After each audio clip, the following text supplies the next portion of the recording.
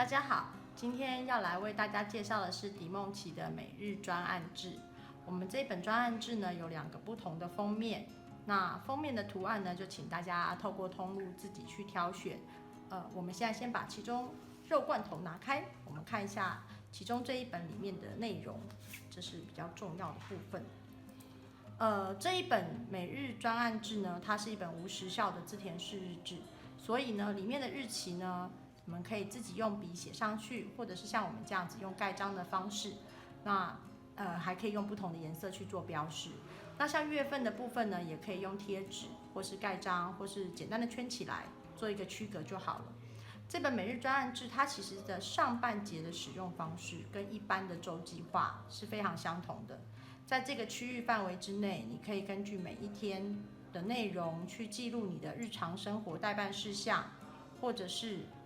你的时间排程。像我个人，我会用不同颜色的笔去区隔我的工作内容跟我的生活事项的部分，然后有已经执行过的部分，就可能用红笔勾起来做一个标示，让自己可以简单的知道说，这件事情已经做完了。下半部的部分呢，就是这次的设计重点，那就是专案使用的部分。因为我们日常生活中呢，有很多的事项呢，会需要长时间的去进行，像是学习上的毕业制作啊，然后或者是你要安排一个旅行，或是做婚礼的规划，那还有包括工作上的一些专案事项，在这里面我们都可以把它当做专案来执行，然后用专案的方式去记录规划它。怎么使用呢？在这个第一个区块里面呢，它是写专案名称的部分，这里有分成5个区块，那你可以把每一个要执行的项目写在这边做开头。第2个栏位的部分呢，可以记录专案的重点事项，就是这个礼拜内可能主要要执行的一些重点内容。那之后呢，就可以在每一天里面去做这个专案的记录跟规划。当这一周执行结束之后呢，翻到隔周，就可以继续做记录。还继续会在执行的专案呢，我们就可以把它撕开，然后让它的名称露出来。撕的过程大家可以稍微小心一点，如果你觉得你的手怕撕的不太好，你可以用剪刀来辅助一下。把这一小格撕下来，这是正在进行的，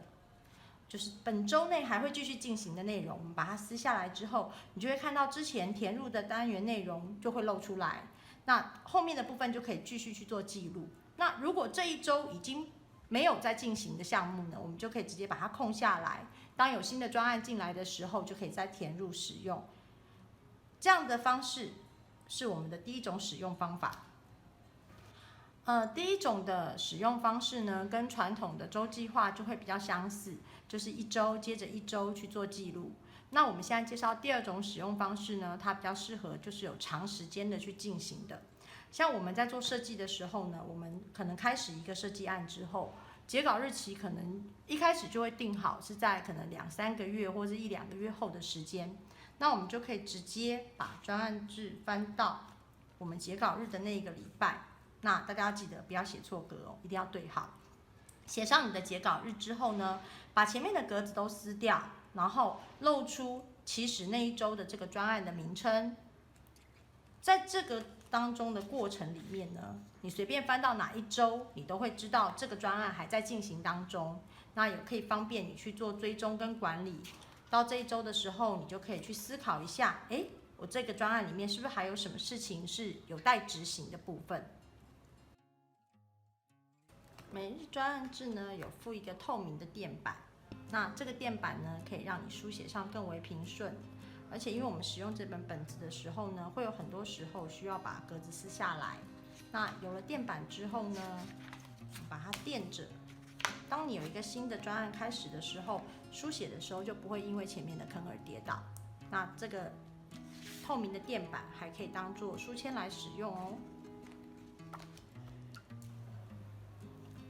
以上是每日专案志的说明跟介绍，如果还有相关的疑问，欢迎你到我们的粉丝团上面留言哦，拜拜。